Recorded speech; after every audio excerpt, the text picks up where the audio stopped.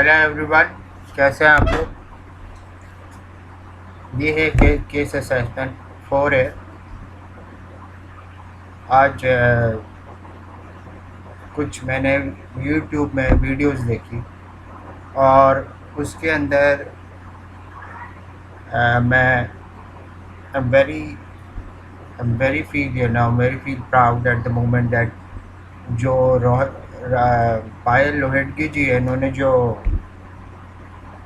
Take technologies पे जो उन्होंने बात उठाई है, वो $1 बिलियन की बात है। पायल जी ने कहा है कि कुछ ऐसे मीडिया के जर्नलिस्ट थे जिन्होंने ये खबरें फैलाई कि सुसाइड की और उनको मलाइन करने की, सुशांत एसएसआर को मलाइन करने की जो खबरें फैलाई, उन जर्नलिस्ट को कैसे पता था उनके बारे में। यानी इन्होंने कैसे डिसाइड कर लिया सारा कुछ। तो एक उन्होंने बड़ी टेक्निकल बात की कि एक आदमी जिसको पता है कि बॉलीवुड के अंदर उसकी फेल आउट होने के बाद, बॉलीवुड के जो गॉडफादर से फेल आउट होने के बाद उसको क्या उस उ, उसको अचानक जो है वो थ्रेट कॉल आने लग गया और उस थ्रेट कॉल से बचने के लिए उसने सिम कार्ड चेंज करने शुरू कर दिए। पायल जी ने बड़ा अच्छा सवाल उठाया इस बात पर, बड़ी एक नुक्ता निकाला, ज़बरदस्त किस्म के उनकी क्या कहते हैं, देखने का जो है प्रॉस्पेक्ट है, नॉट जो सही समझे में पायल जी ने जो बात की। आई एम वेरी फील के प्राउड माई सेल्फ कि वाकई कोई पढ़ा लिखा आदमी बात कर रहा है। पायल जी ने कहा कि एक सिम कार्ड को अप्लाई करने के लिए कई दिन गुजर जाते हैं। आपके आईडी कार्ड वगैरह ये सब चीज़ें जाती हैं, तो उसको एक महीने के अंदर कैसे 56 सिम कार्ड उसने चेंज कर दिए। पहला सवाल, क्या ये खबर सही है?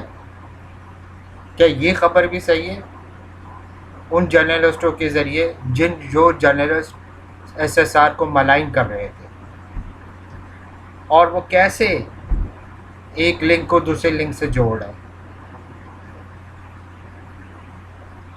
तो बड़ी अच्छी बात की इन्होंने, बड़े पॉइंट की बात करी इन्होंने, और I feel very proud my self कि वाकई में पायल जी को जैसे मैंने तौबा में इनके बारे में सोचा था, आज वो वैसे ही निकले।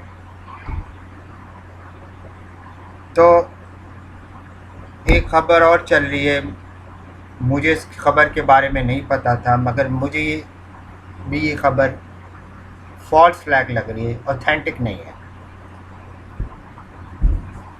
यहाँ पर कहा यह जा रहा है कि दिशा सैलानी जो मैनेजर थी एसएसआर की, मैं ये जानना चाहता हूँ उनका कहाँ कहाँ अफेयर चल रहा था, अपार्ट फ्रॉम हर फियांसी, यानी उनके मंगेतर के अलावा कहाँ कहाँ उनका अफेयर चल रहा था।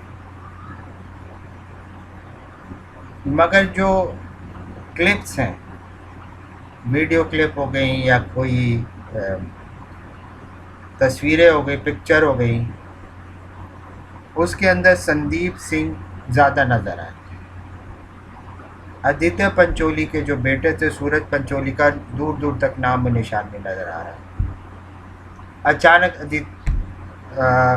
सूरज पंचोली सामने आ जाते हैं और वही जिया खान वाला केस इसके अंदर फिट हो रहा है अगेंस्ट दिशा सैलानी के।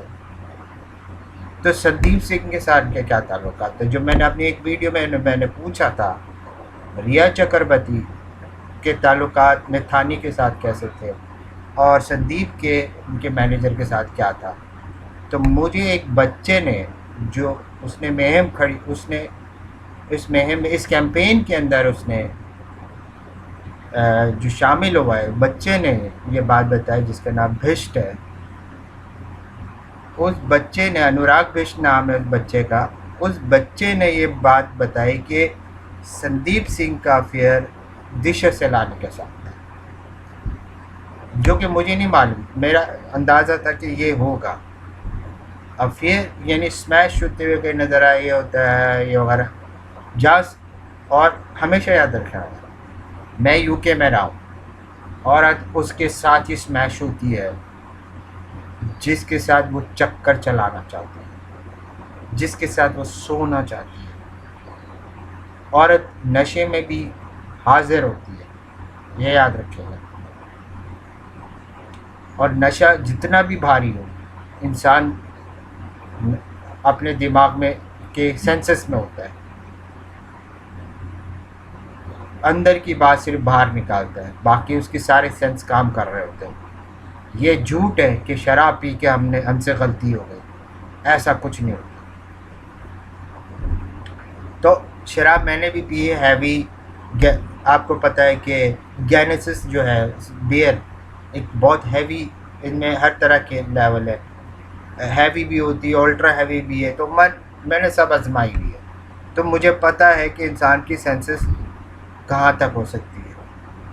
तो जो फर्स्ट टाइम ड्रिंकर है, 21-22 साल का लड़का, उसने ये सारे टेस्ट किए अपनी लाइफ में, तो कौन सी वाइन हैवी होती, क्या होती है, वो कोई मुझे उल्लू का पट्टा भी नहीं बना सकता।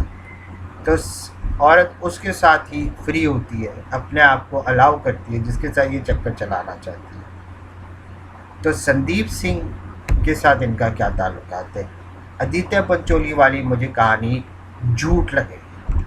ये एक रिया खान का केस के ऊपर दबाव दिलाने के लिए कर रहे हैं, ताकि जो आदित्य पंचोली है वो किसी न किसी तरीके से वो उस तक पहुंचना चाहते हैं जिसका वो डॉन जो है उनका अभी भी आपके जो है वो सैफरन को बचाना चाहते हैं, सैफरन ऑर्गेनाइजेशन को बचाना चाहते हैं। मैं आज को फिर कह रहा हूँ कि आपके हिंदुस्तान के सबसे बड़े दुश्मन आपके अपने सैफरन ऑर्गेनाइजेशन है, उनको इनकाउंटर करें, उनको ये है आपके दुश्मन। अब साहिल चौधरी की एक वीडियो थी जिसमें ये बिल्कुल उन्होंने सजेशन दी कि वो जो देख रहे थे मीडिया के मुताबिक, उन्होंने अपनी एक बताया कि रिया चक्रवर्ती एक सेक्स डॉल थी सूरज पंचोली और महेश भट्ट। यानी महेश भट्ट के साथ थे, तो महेश भट्ट जो इतनी उन्होंने सेक्स डॉल बनाया हुआ था रिया चक्रवर्ती को। मैं एक आपको बात समझाता हूँ, बंगाली औरत का जो साइकोलॉजी होती है बंगाली औरत का, वो ईज़िली वो किसी के साथ नहीं होती फ्री, ईज़िली किसी के साथ फ्री नहीं होती। और अपने आप को सेक्स डॉल बना देना महेश भट्ट और सूरज पंचोली के लिए, ये एक बहुत बड़ा भोंडा किस्म का मजाक, क्या मैं उसको कहूँगा, एक पैंतरा है जो खेला जा रहा है आप लोग के साथ। अब मैं बताता हूँ कि ये सेक्स डॉल थी मगर महेश भट्ट की नहीं थी। महेश भट्ट के लिए वो कंप्रोमाइज़ वाला सिस्टम तरीक़ाकार था, मगर ये सेक्स डॉल, मैं आपको फिर कह रहा हूँ, ये सेक्स डॉल एक सियासतदान था, यंग सियासतदान है आप ही के दरमियान, उसकी वो सेक्स डॉल थी। और उनका जो ताल्लुकात है वो ख़राब है, सूरज पंचोली के साथ उनके ताल्लुकात ख़राब है। तो ये बात एक झूठी है, इतनी बड़ी झूठी है कि आप सोच नहीं सकते। सूरज पंचोली का टेस्ट ही रिया चक्रवर्ती जैसी कि नहीं है कि वो अपने पास रखे एज ए सेक्स डॉल। ठीक है, सूरज का दिमाग इतना आसमान पे है सूरज की तरह कि वो कभी भी इसको रिया को अपनी डॉल नहीं बनाएगा। अपना टिश्यू पेपर बना सकता है, डॉल कभी नहीं बनाएगा। ठीक है। अब ये बात तो थी बड़ी, जो साहिल चौधरी जो असेसमेंट की साहिल चौधरी ने बिल्कुल सही की कि ये बिल्कुल झूठ है। अच्छा, अब के कमाल भाई जो हमारे, उन्होंने बड़ा अच्छा काम किया कि एक नैपो मीटर का एक कैंपेन स्टार्ट किया और उन्होंने सही किया। शुक्र है कि इंडिया वालों को अपनी तालीम को सही जगह इस्तेमाल करने आ रहा है। अब मैं ज़रा आखिर में बताऊंगा रियलिटी ऑफ बॉलीवुड क्या है। अच्छा, मैं के से पूछना चाहता हूँ वही सवाल, क्या मैं कमाल भाई से पूछना चाहता हूँ कि क्या दिशा सलानी के किस किस के साथ अफेयर थे? क्या आप इस पर रोशनी डाल के या उसको आइडेंटिफाई करके या रिसर्च करके, मेरा मकसद है इसको इन्वेस्टिगेट करें अपने किसी न किसी सोर्सेस के थ्रू। अगर आपके पास कोई अप्रोच है तो अपने सोर्सेस के थ्रू जो भी है, तो एग्जैक्ट बात पता लगाने की कोशिश करें कि मुझे अदिता पंचोली वाली केस नहीं लग रहा। अदिता पंचोली वाली केस बनाया जा रहा है, यानी जो सूरज पंचोली वाली केस बनाया जा रहा है। सूरज पंचोली ने चक्कर ज़रूर चलाया था मगर प्रेग्नेंट उसने नहीं किया था, और जो प्रेग्नेंट की जो कहानी है वो भी झूठ है, क्योंकि औरत अपने मर्द को धोखा नहीं दे सकती प्रेगनेंसी के लिहाज से। औरत उसके साथ प्रेग्नेंट होगी जिसके साथ। अब ये कहानी जो थी उसके मंगेतर की है, जो उस पर सूरज पंचोली को फिट कर दिया गया। तो ये संदीप का काम लग रहा है मुझे, इसके अंदर संदीप इन्वॉल्व है, और मुझे लग रहा है जो संदीप सिंह है वो सैफरन का कोई जासूस इन्फॉर्मेंट है। आपकी जो सैफरन ऑर्गेनाइजेशन है उसका जासूस लगता है, या आपके किसी महकमे का जासूस है, वो आया आप लोग के दरमियान और बॉलीवुड को तोड़ने के लिए, अपने लिहाज से मोल्ड करने के लिए आया है। आप मेरा ख्याल है, तो मैं चाहूँगा कि आप लोग सब लोग इस बात पे थोड़ा सा जहन लगा के अपने रिसर्च सोर्सेज के थ्रू जो कुछ आपने देखा है वहाँ पे या देखते आ रहे हैं, आप क्या समझते हैं कि क्या होता होगा वहाँ पे। रहेगी SSR के कत्ल की बात। अगर ये रिया खान वाला केस है तो ये इसके सबूत मिटा दिए गए होंगे। जब रिया खान का हुआ था मर्डर तो पुलिस को बिल्कुल भी बात नहीं पता थी, और जो मर्डरर थे वो अपने स्पॉट छोड़ गए थे। वहाँ जो रिया खान का स्पॉट छोड़ गया था, पुलिस के आधे महकमे को पता था और आधे महकमे को नहीं पता था जब रिया खान का केस हुआ था। जिनको नहीं पता था इत्तेफाकन वही लोग इन्वेस्टिगेशन कर रहे थे, और उन्होंने ही आइडेंटिफाई किया कि ये इन्हीं की फैमिली से कोई रिलेटेड है, इन्होंने पंचोली वगैरह इन लोगों ने ये किस्सा करवाया। जबकि ये काम जो होते हैं, जबकि उन्होंने डायरेक्ट नहीं करवाया, इनडायरेक्ट करवाया। कहा यह जाता है कि ये मुसलमानों के अंडरवर्ल्ड ने काम किया है। वो कर सकते थे मगर उन्होंने नहीं किया ये काम। ये किया है आपकी सैफरन ऑर्गेनाइजेशन के, उनके ज़रिए काम हुआ और उन्होंने बड़े तरीके से किया। जब उन्होंने ये काम किया उनको अंदाज़ा हो गया कि ये कभी पकड़े नहीं जा सकते, इसके अगर वो करेंगे ये कार्रवाई। तो अब हुआ ये कि जो सीसीटीवी थी, सीसीटीवी में अगर आप देखें जब रिया खान का हुआ था किस्सा, तो वहाँ पे जो लोग थे वहाँ पे उस वक्त उनके पास जो रिकॉर्डिंग्स हैं वो आज भी रिकॉर्डिंग, कुछ लोग उस रिकॉर्डिंग को नहीं चलाते हैं, रिया खान पे छुपाते हैं। कार्रवाई करने वाले सब नॉन मुस्लिम थे और जो बाद में आए वो मुस्लिम थे।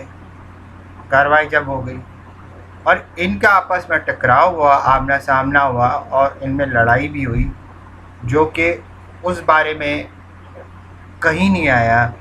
जिस इलाके में रिया खान का, जहाँ उसका मर्डर हुआ, उसी इलाके से थोड़ी दूर पहले दो गैंग में लड़ाई हो गई थी। एक गैंग जो आइडेंटिफाई किए जाते हैं वो मुसलमानों की थी और एक गैंग जो थी वो नॉन मुस्लिम की थी, हिंदुओं की गैंग थी। तो इस बारे में कोई नहीं बता रहा कि उस दिन ये केस भी हुआ था और पुलिस जो थी, जो कवर करने आ रही थी, वो वहाँ स्टक हो गई और उनको इस गैंग वॉर पे पीछे लगा दिया कि इसको गैंग वॉर को रोकने के लिए लगा दिया।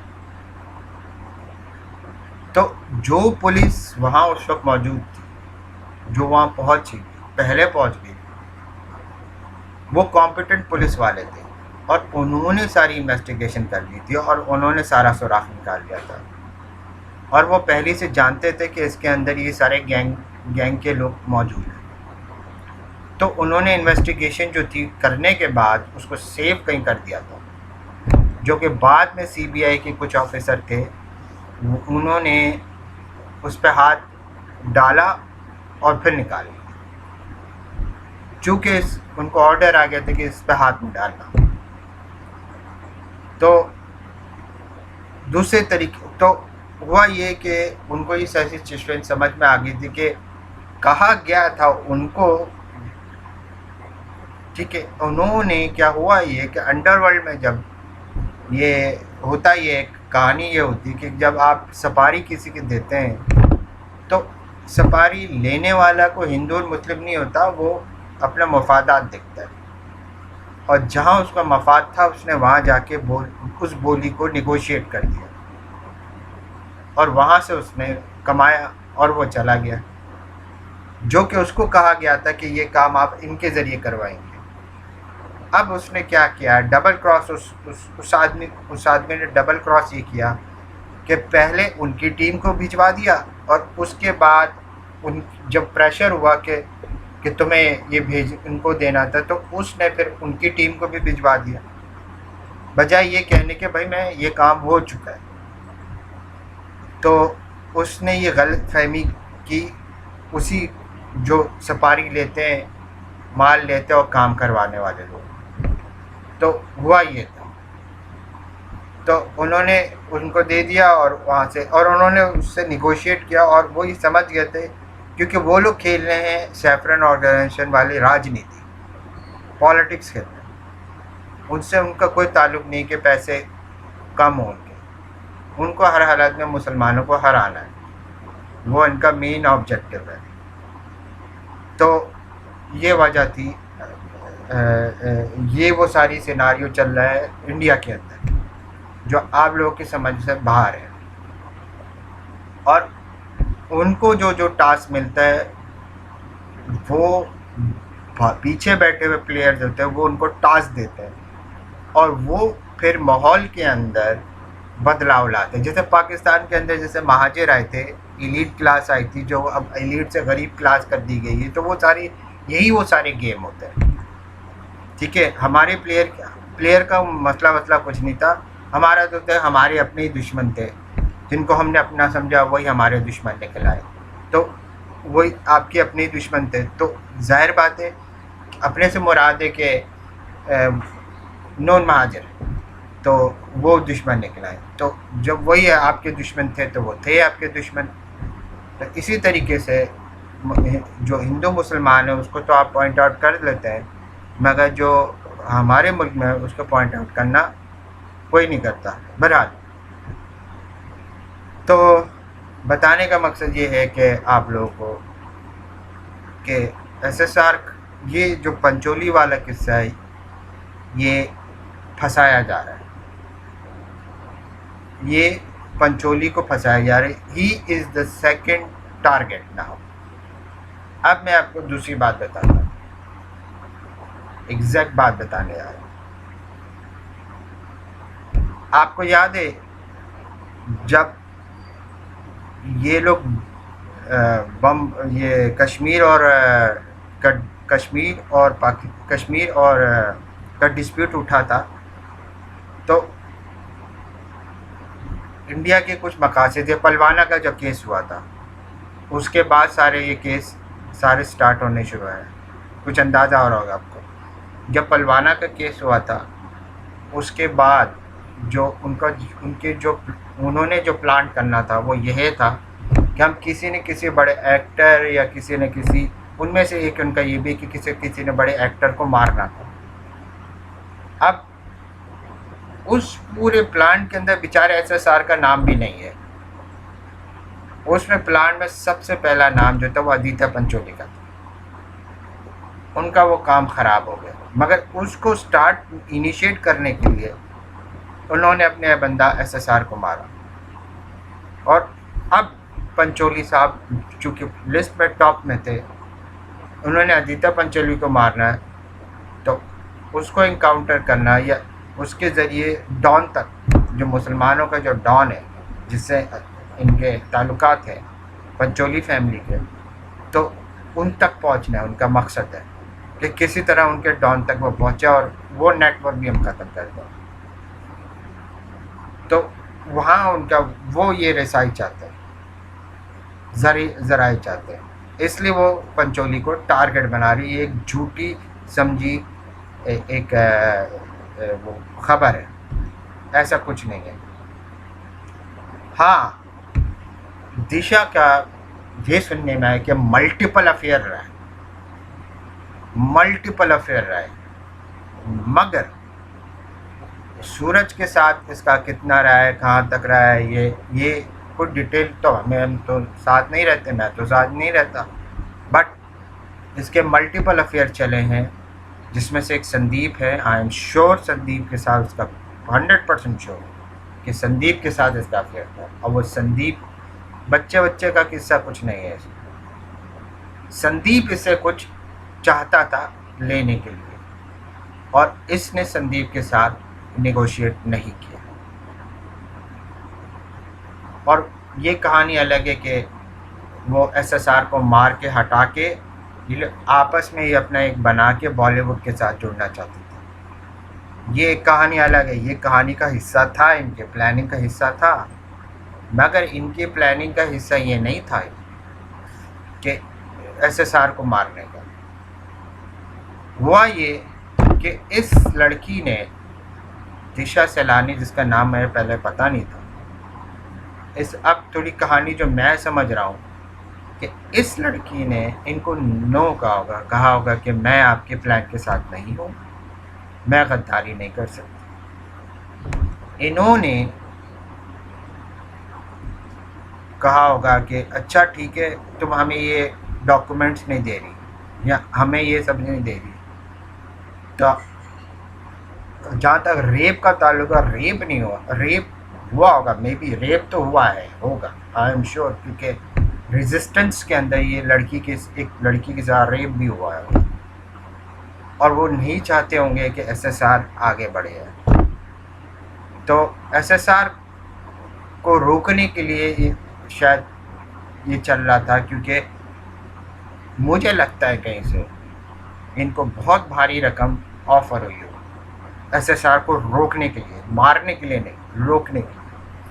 इनके हाथों ये लड़की मारी गई, और वो लोग चाहते भी थे कि ये लड़की मर जाए और कोई सबूत हाथ में ना लगे।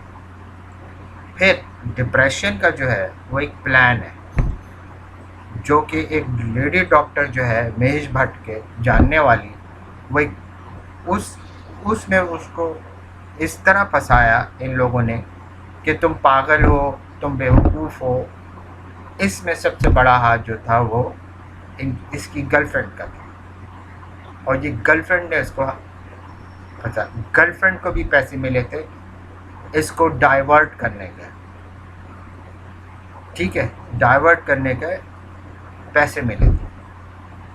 तो उस इनकी लड़ाई ही इसी इसी इसी पॉइंट पर हुई थी आपस में, ठीक है। तो इनकी लड़ाइयाँ इस पॉइंट पे रहती थी और वो नहीं चाहता था, और लड़ाई करके वापस अपने घर आ जाता था, फज के साथ खेलना शुरू कर देता था। तो ये आपस में लड़ते रहते थे। तो ये इनकी लड़ाइयाँ का भी किसी ने जिक्र नहीं किया कि इनके आपस में कैसे रिलेशन थे। रिलेशन अच्छे थे, नॉर्मल कहलाता है, बट वो ये चाहती थी कि वो अपने दिमाग का इलाज कराए। तो ऐसी कोई बीमारी नहीं थी उसको, कुछ नहीं था, वो नॉर्मल एक सेंस होता है लड़कों में, लड़कियों के फैंटेसाइज करने का।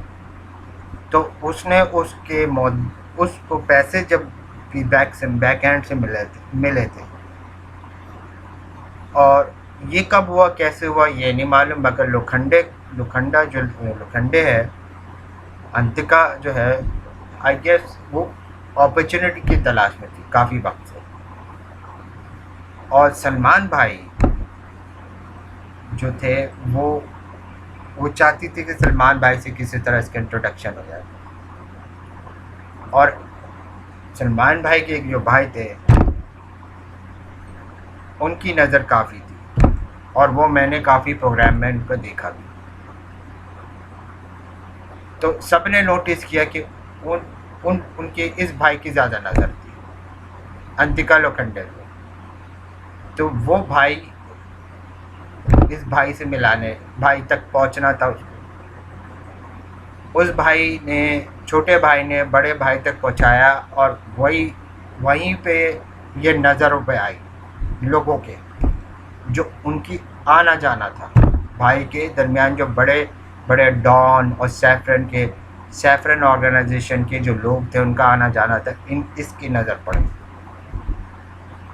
उन्होंने सोचा कि क्यों नहीं एक प्लान, जो क्योंकि वो हर आने जाने पे एक नज़र रखते हैं और उसकी खबर इंफॉर्मेशन वो लोग रखते हैं।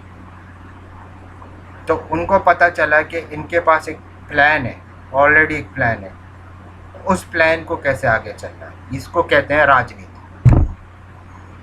अब यहाँ होती है पॉलिटिक्स, जो कि बहुत बैक एंड में खेली जा रही है। और उनको जो इन्फॉर्मेशन चाहिए, जो पहले उन प्लेयर्स ने उनको पैसा दिया होगा या बैट लगाया होगा, जो भी उनके इंटरवर्ल्ड के तरीक़ेकार होते हैं, वो अब उनको नज़र आ रहा था कि अब हम इसको मुकम्मल कर सकते हैं इस लड़की के ज़रिए, ठीक है। उन्होंने जाहिर बात है कि थर्ड पार्टी के थ्रू कांटेक्ट किया होगा प्लेयर्स को, प्लेयर्स ने उनको पैसा दिया होगा और इस गेम को खेला होगा।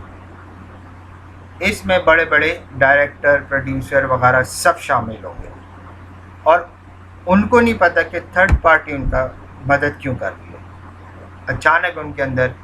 अचानक उनको मल्टी मिलियनेयर से मल्टी बिलियनेयर कैसे करती है, ये वो समझने वाली चीज़ थी। तो अगर आप ट्रेस करेंगे इनके पैसे, इतने से वक्त में इतने पैसे कैसे बढ़े, ये वो चीज़ खेलने वाली थी। पीछे बैठे हुए, बहुत पीछे बैठे हुए, कि फोर्थ या फिफ्थ जो प्लेयर्स होते हैं वो गेम खेल रहे थे, जो कि मेरे ख्याल से काफ़ी वक्त से इंतज़ार कर रहे थे इस गेम को शुरू करने का। और वो गेम इसी तरीके से शुरू हो सकते थे, इनके भी मकासद थे और इनके भी मकासद थे। क्योंकि अंडरवर्ल्ड के अंदर क्या होता है कि इनके पास सारे के सारे प्लान्स इनके हाथ में होते हैं, वो कब कैसे किस तरीके से होंगे ये इनके नज़रों में होता है, और वो इस चीज़ को बार बार पढ़ते रहते हैं, याद करते रहते हैं कि ये प्लान है, इस प्लान को कब किस तरीके से मुकम्मल करना। और ये बड़े मंजे हुए होते हैं वो लोग।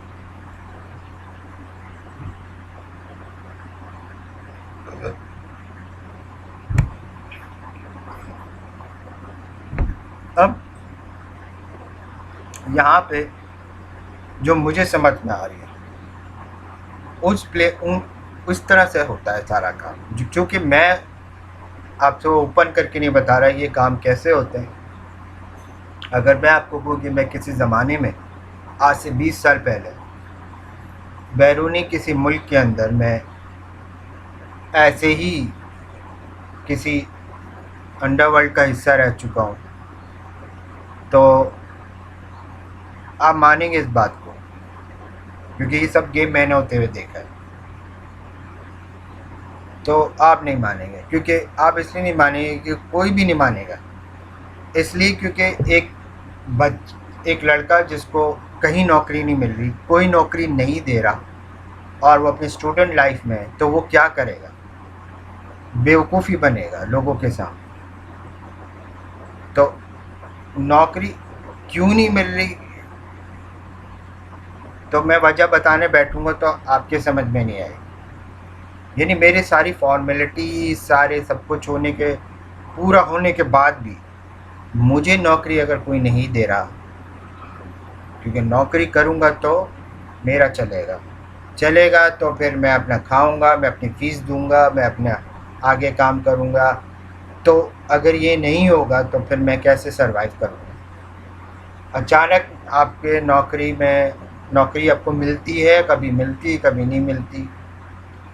तो जब आपको नौकरी चाहिए हमेशा के लिए तो वो नहीं मिल रही, आपको नौकरी नहीं चाहिए तो फिर नौकरी हाजिर है।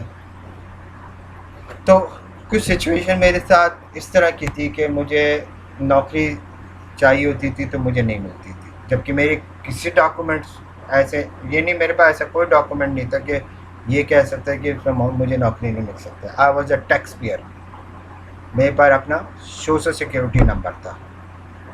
अब उसके अंदर भी मुझे काम ना मिले, और ऐसा नहीं कि मैं काम नहीं कर सकता था, मेरे बाकायदा जो वहाँ के इंचार्ज होते थे वो बाकायदा उसके अंदर रिमार्क्स लिखते थे कि वी नीड हिम अगेन।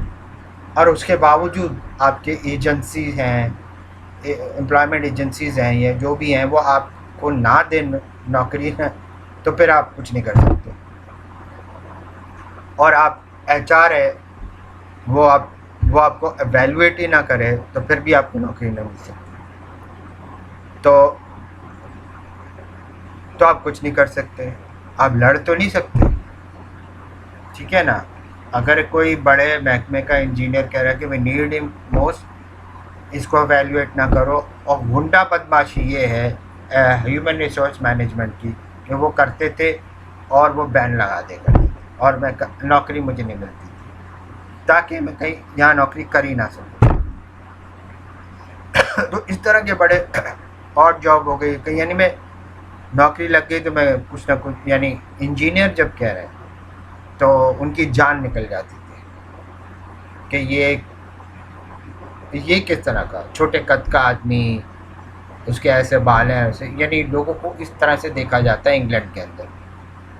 यही नहीं, मैं मैसी होता था, I was very good looking, but ये था कि मेरे अंदर मेरे हालात बहुत गिरते चले जा रहे थे, क्योंकि जब तक मैं मेहनत मुझे अच्छी तरीके से सही, मैं कहीं टिकूँगा नहीं तो मेरे हालात वैसे ही रहेंगे।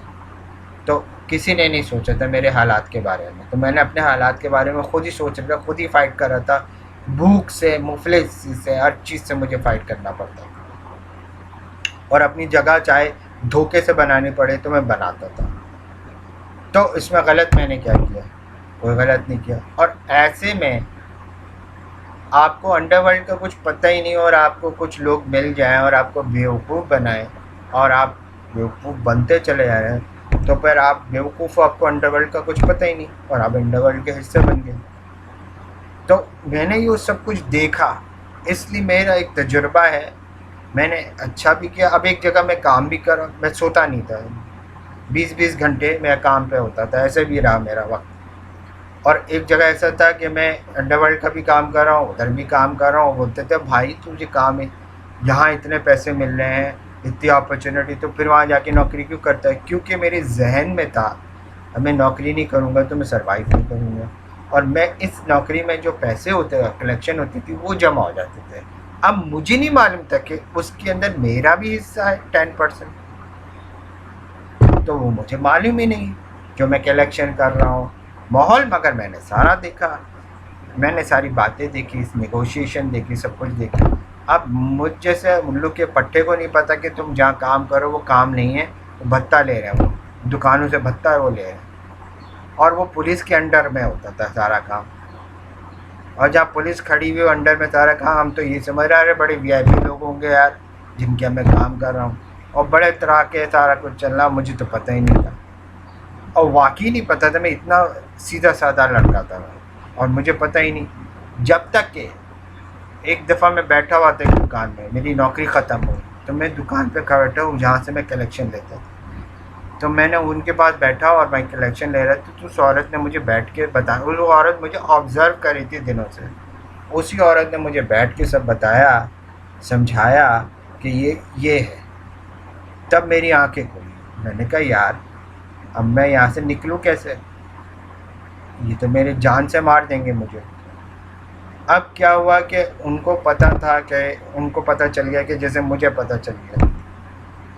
अब जब मुझे अंदाज़ा हो गया और मैं जब खिसकने लगा, उनसे थोड़ा सा डिस्टेंस लेने लगा, तो उन्होंने मुझे फ़ौरन कनेक्ट किया और अपने पास बुलाया। और मैं दरबार ऐसे ही था कि वो आदमी ऐसे बैठे हुए थे, और वो शायद मार भी देते हैं मुझे वो उस वक्त। और उन्होंने कहा तुम्हारे पास दो रास्ते हैं, इन ये जो तुम्हारी कलेक्शन है 36 मिलियन पाउंड की, इसको गिव अप करो और अपनी जान छुड़ा के चले जाओ। दूसरा रास्ता ये है कि अगर तुम्हें पैसे चाहिए तो हमसे लड़ना पड़ेगा और हम तुम्हें मार देंगे, क्योंकि यहाँ पे बंदा आता है अपनी मर्ज़ी से, जाता हमारी मर्ज़ी से। तो मेरे पास यही था कि मैंने कहा मुझे कुछ नहीं चाहिए, मुझे ज़िंदा रहना है, और मुझे कुछ नहीं देखा, कुछ नहीं माना, मैं किसी को जानता ही नहीं। जो कि वो समझते थे कि इस मामले में थोड़ा सा दिमाग इसका कमज़ोर है। आप अंदाज़ा लगाया कि उनको कैसे पता है कि मैं इस मामले में मेरा दिमाग कमज़ोर है। उन्होंने वहीं से अंदाज़ा लगा लिया था कि उसको ये नहीं पता कि अंडरवर्ल्ड होता क्या है। चूँकि वो सारी एक्टिविटीज़ जब मैं देख रहा था, तो मुझे लग रहा था पुलिस के नुमाइंदे वो अच्छा काम कर रहे हैं, और इंग्लिश जो एक्सेंट है वो इतनी अजीब है कि वो आपको समझ में नहीं आ सकती। जहाँ गांव देहात के जो एक्सेंट है वो आप नहीं समझ सकते। तो ये मेरे साथ एक, जिसे कहते हैं, मैं खूब मामू बना। और फिर मेरे समझ में आया, मैंने पैसा छोड़ा, मैंने कहा मुझे नहीं चाहिए, मुझे इज़्ज़त चाहिए। फिर मैं शौहरत के पास गया, मैंने कहा मेरी नौकरी यहाँ से ख़त्म हो गई है और मुझे आगे क्या। तो उसने कहा तुम अपने वापस ताया के पास जाओ और जहाँ नौकरी कर रहे थे वो करते रहो। तो मैं फिर अपने ताया के पास गया, उनसे माफ़ी तलाफ़ी मांगी।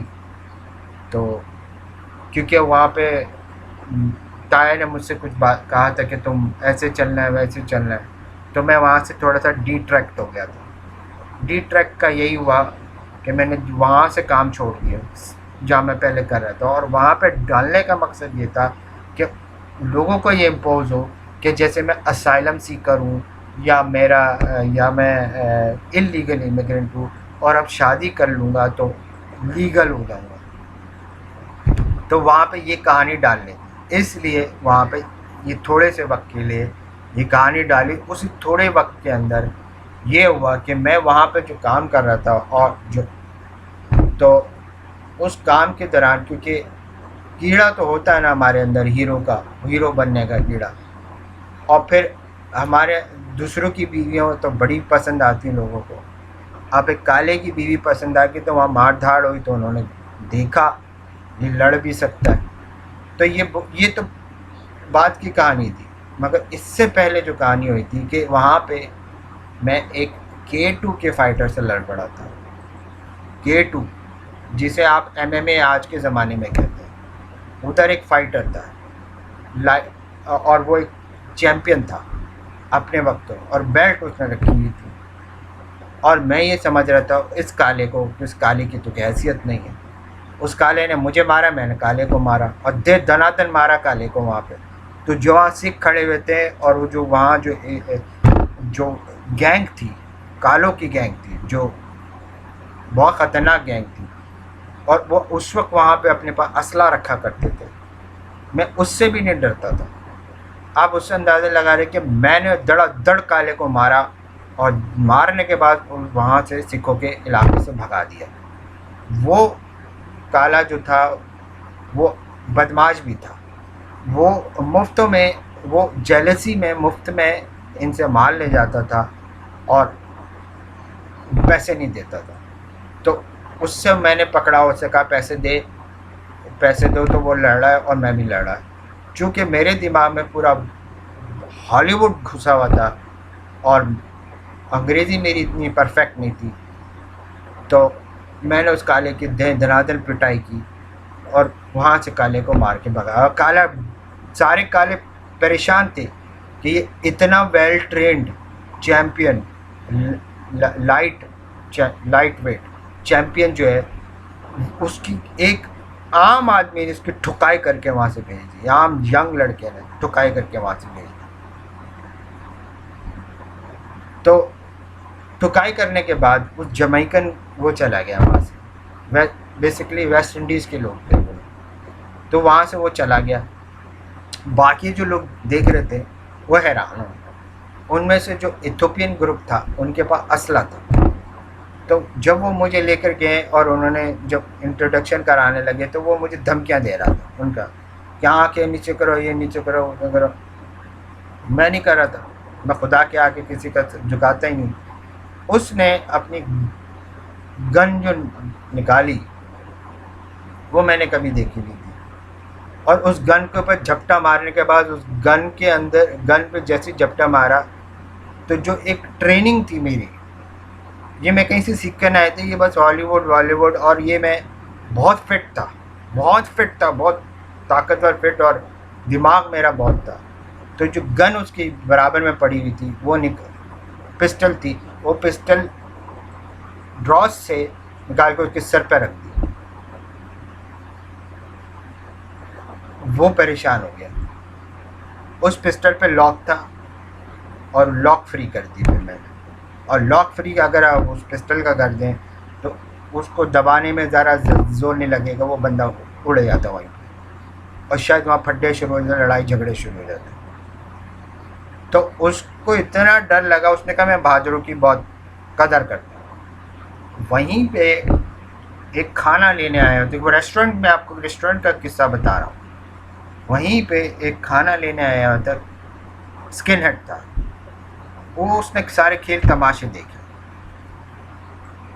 और उसने फिर इन लोगों से हटा के, जब मेरा दूसरा किस्सा हुआ, जब एक काले की बीवी को छेड़म छाड़ी की, तो उनके वो इशू नहीं होता, उसने गलत ले लिया कि जैसे मैं उसके ऊपर चोरी का इल्ज़ाम लगा रहा हूँ।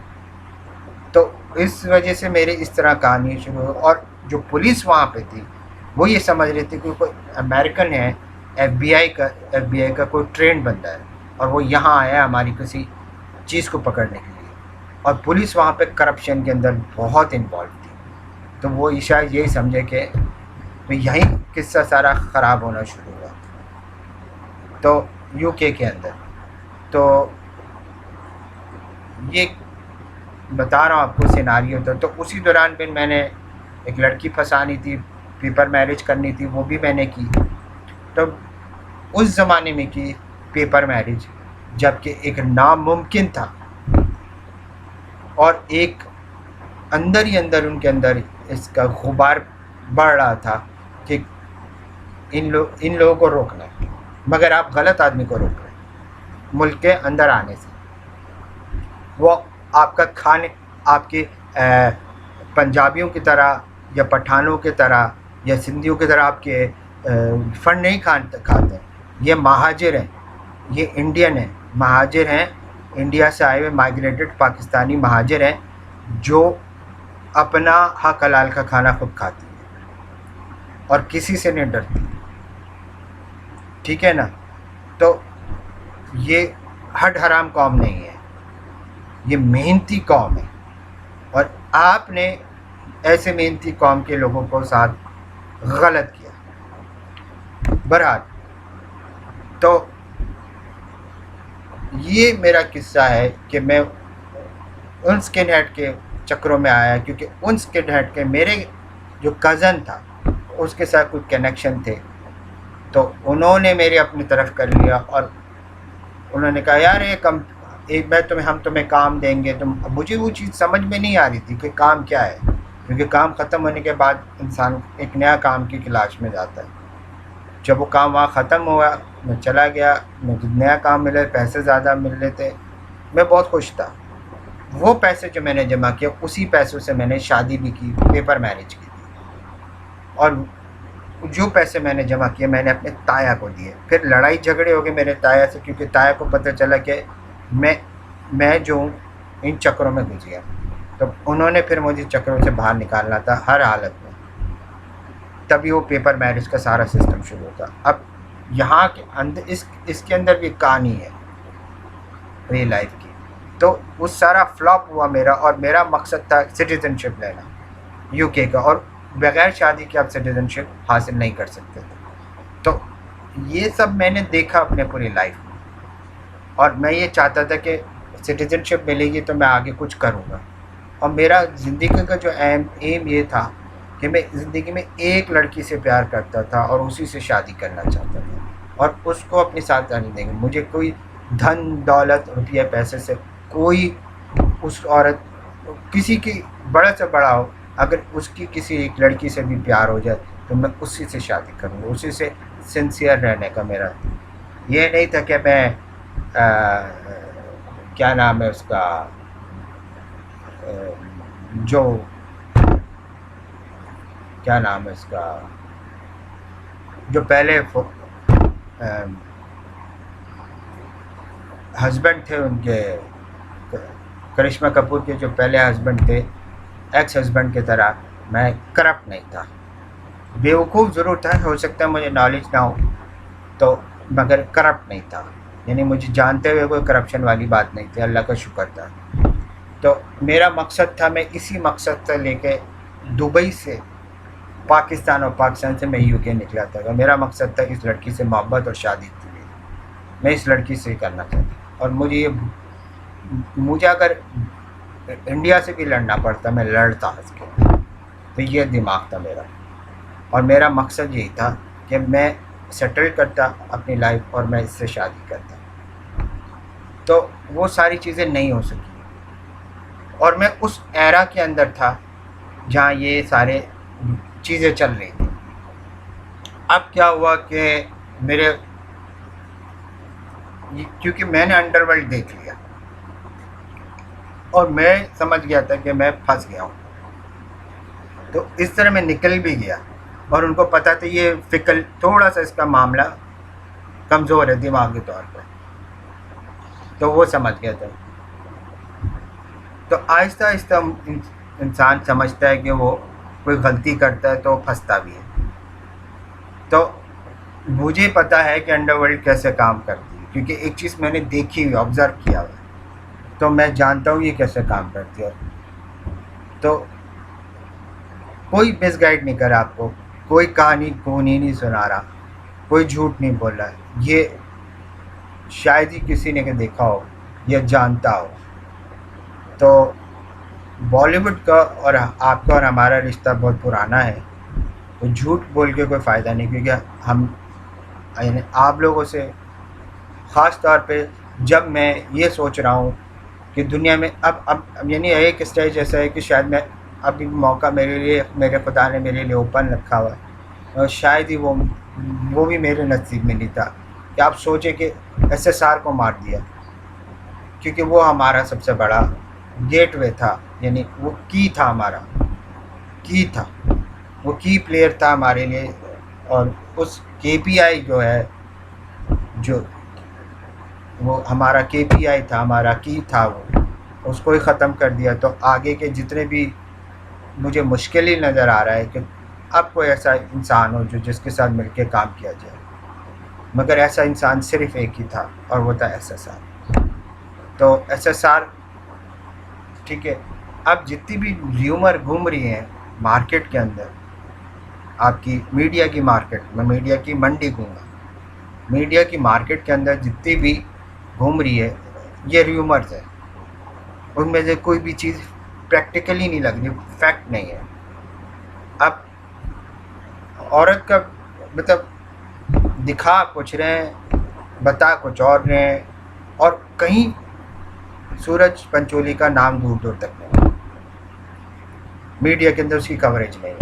और अगर उन्होंने दिखा भी दी तो वो ऐसे ही है दिशा सलानी के साथ, कि दिशा सलानी के मल्टीपल अफेयर रहे होंगे, क्योंकि इंडियन लड़कियों के, क्योंकि वो मॉडर्न होती हैं, तो उनके होता ये है कि वो मल्टीपल अफेयर रखती हैं, क्योंकि वो उसको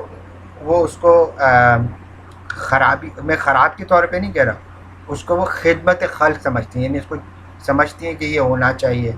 मगर वो इंडियन औरतों के दिमाग में है और पाकिस्तानी औरतों का दिमाग एक हो चुका है कि वो इतना करप्ट हो चुका है कि वो अब वो खिदमत खल्क वाली चीज़ नहीं रही, जो आज से 30-35 साल पहले जो इंडियन औरतें होती थी, उसकी लोग पाकिस्तान में मिसाल दिया करते थे कि काश में नीलम के साथ होता, काश में इसके साथ होता, काश में सविता के साथ होता, काश में इसके साथ होता। लोग पहले मिसाल दिया करते थे पाकिस्तान में, तो अब वो मिसाल कहीं नहीं रही। अब ये लोग अब मिसाल नहीं रही, और वो वक्त के साथ साथ सब कुछ चेंज हो चुका है।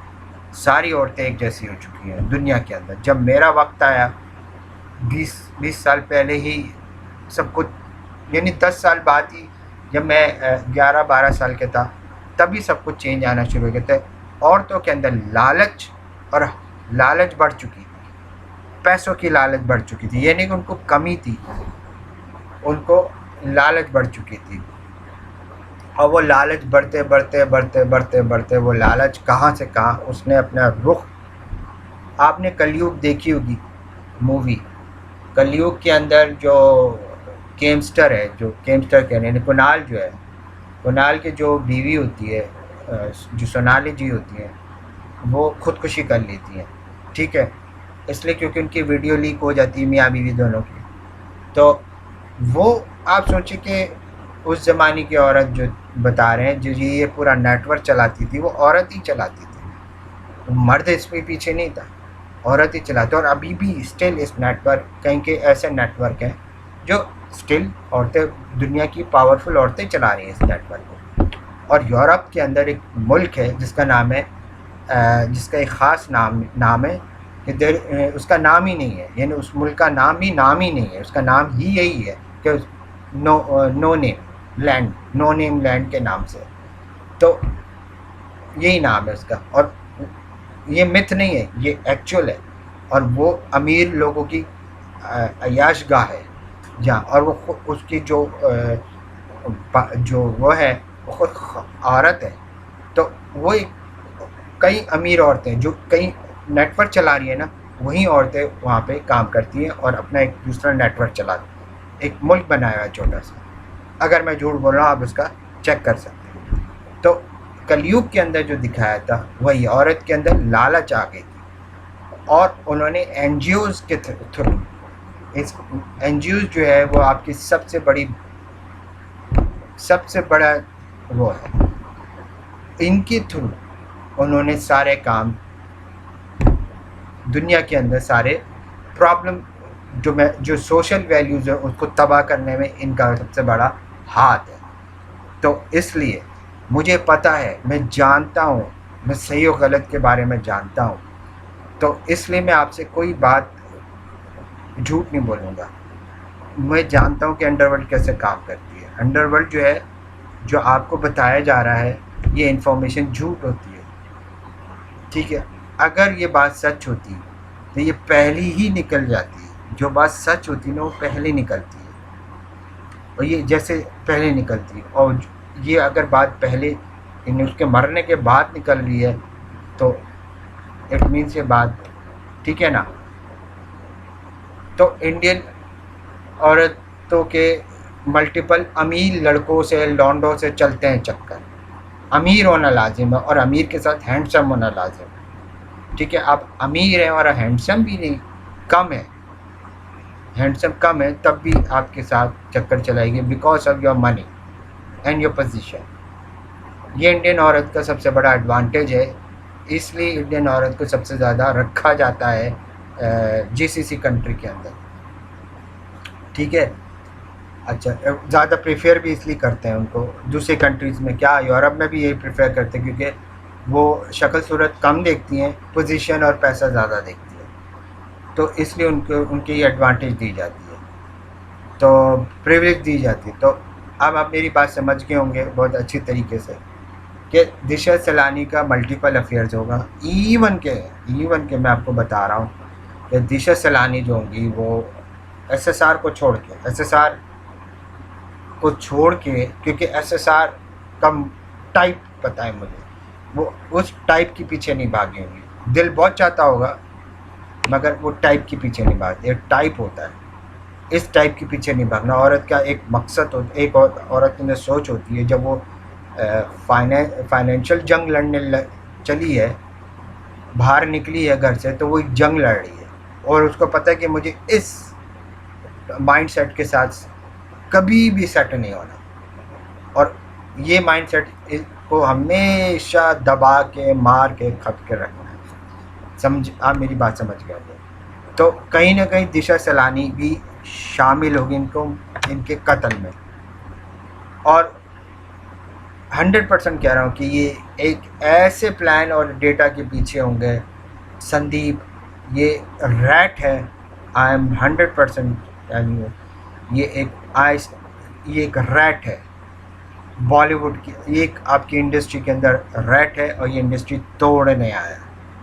ये इन्फॉर्मेंट है, किसी ने उसको भेजा है एजेंट तोड़ने के लिए, और ये सब तोड़ने के लिए छोटे छोटे चैनल्स को पैसे भी मिल रहे हैं ताकि ये फॉल्स फ्लैग लगा सकें।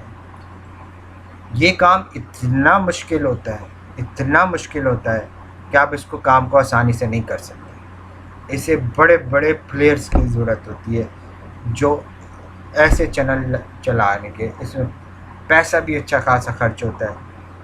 एक कैमरा जो होता है तकरीबन 25-25 करोड़ रुपए का कैमरा है, और उस कैमरे, अगर आप अपने जो भी शूट करके लाते हो, उस कैमरे के अंदर जितनी भी फंक्शनैलिटी होती है उसके अंदर वो कन्वर्ट की जाती है उसमें, और फिर आपके सामने यूट्यूब में आती है। तो वो फंक्शनैलिटी आप हासिल भी नहीं, कहीं ऐसे भी हैं कि पैसे कम है, यानी 1-1 करोड़ के अंदर सारे काम हो रहे हैं। तो देख के पता बता देता हूँ कि ये है क्या, ये कहाँ है, ये न्यूज़ सही है या गलत है। कई करोड़ रुपए खर्च हो रहे हैं just to wipe out the Muslim from the India. तो इंडिया से मुसलमानों को ख़त्म करने का एक मुहिम चलता है। इसके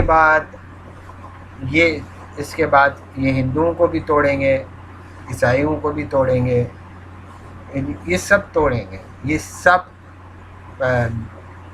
ये काम हो रहा है डिवाइड एंड रूल का। तो मैंने आपको पहले बता दी, ये पंचोली वाला किस्सा तो ये बेवकूफ़ बनाने वाली बात है कि वो गलती करते चले। आपको पता है अगर दोबारा ये गलती करता तो सलमान भाई क्या करते उसके साथ, और आपको ये पता है कि उसके मुंह पे जो चोटें थी, जो उसके थी, वो 3 लोगों ने इसकी पिटाई की थी। एक सलमान भाई ने, एक आदित्य पंचोली ने, और तीसरे एक और थे, उन्होंने कि खूब दबा के मारा था।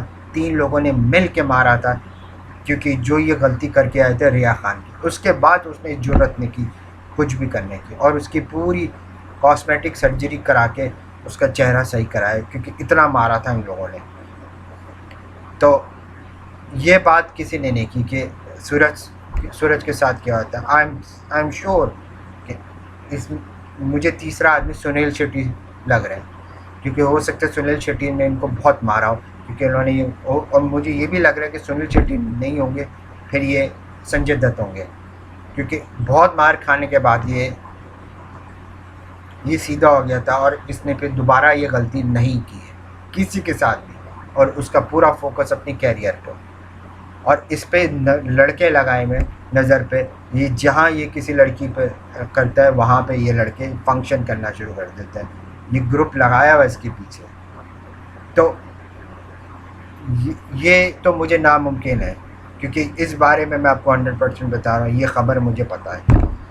ठीक है, कि पंचो ये नहीं कर सकता। रह गया करने वाला जो शख्स है इसके, वो संदीप है। और पूरा मुझे लग रहा है कि ये संदीप इसकी कहानी के क्वेश्चन मार्क है। इसको टटोले, इसके ऊपर 3rd डिग्री लगाएं और उसके ऊपर खूब इसके राज निकलवाएं। रिया चक्रवर्ती का भी सारा किस्सा निकलेगा, ये जानता होगा और काफ़ी सारी चीज़ें जानता है। रिया चक्रवर्ती इज़ ए मैनिपुलेटर। आप इसे जितना टॉर्चर कर लें वो कभी सच नहीं बताएगी, वो मैनिपुलेट करेगी केस के साथ। आप किसी से नहीं निकलवा सकते ये बात। अगर आप निकलवा सकते तो लोखंडे से और संदीप से।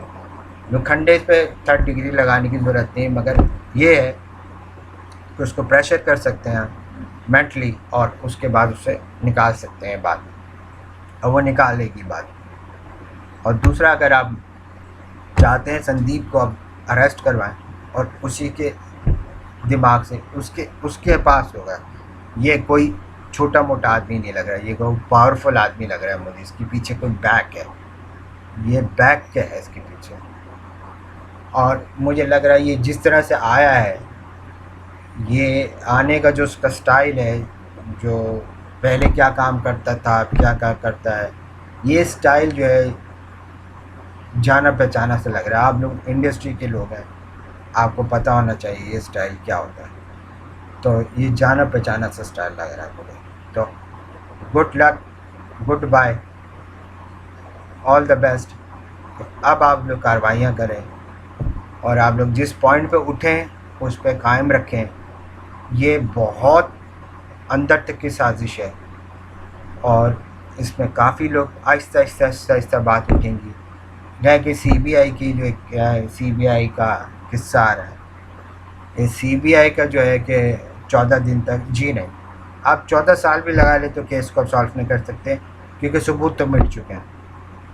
अब आप 14 दिन के अंदर आप एक काम कर सकते हैं कि संदीप को आप 3rd डिग्री का टॉर्चर करके उससे सारी बात उगलवा सकते हैं। ये है आपके पास है CBI चाहे तो। आपके पास संदीप है, संदीप सारी बातें बोल देगा। आपके पास लोखंडे है, मेंटली उसको प्रेशर करके सारी बातें निकलवाए। उन्हीं के पास सारा कुछ है और किसी के पास नहीं।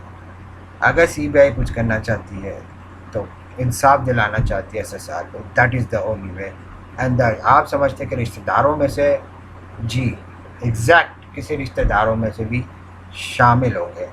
और आई एम श्योर कि कहीं ना कहीं होता है, भाई बहनोई वगैरह कोई ना कोई शामिल होता है इसमें, रिश्तेदार भी। तो रिश्तेदारों पे भी आप थोड़ा फोकस कर सकते हैं कि बात निकलवाने के लिए। तो इंसाफ से काम करें, सही से काम करें, बहुत सारी बातें निकल आएंगी। रह गई मारनी मोरनी, ये सलमान खान को मलाइन करने के, करण जौहर को मलाइन करने, ये एक तरह से बेवकूफ़ी है, ठीक है। इसके लिए आप KRK को छोड़ दें, KRK इनसे निपट लेगा। नेपो मीटर जिंदाबाद। अब आपने लगा लिया है, ये सिर्फ इनके लिए नहीं इम्प्लीमेंट करेगा, अपने लिए भी करेगा और इंसाफ से काम करेगा। ये काम आप KRK पे छोड़ दें, इनकाउंटर करने के लिए, रिव्यू देने के लिए मीटर उन्होंने बनाया है, उस मीटर पे आप कायम रखें। टेक्नैलिटीज़ को देखिए, पायल जी जो टेक्नैलिटीज़ के अंदर डीप डाउन जो स्टिंग ऑपरेशन या स्टिंग रिसर्च कर रही हैं, I think that is the point. कि जैसे उन्होंने कहा कि एक सिम कार्ड के लिए हमें कई दिन ठहरना पड़ता है, तो 56 सिम कार्ड कैसे हो सकते हैं? वो कौन है बंदा, कहाँ था, कैसे था, क्या ये खबर सही है या ये मन घड़त है? तो प्लीज़ उन जर्नलिस्टों से उनको गिरफ़्तार करें, 3rd डिग्री जर्नलिस्टों से, और किसी भी मीडिया के जर्नलिस्ट या कोई भी है खुद ही बोलेंगे 3rd डिग्री का आप इस्तेमाल करें और सारी बात निकलेगी। अब मैं चलता हूँ, आप लोग अपने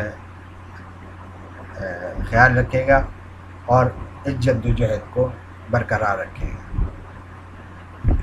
अल्लाह हाफ़िज़।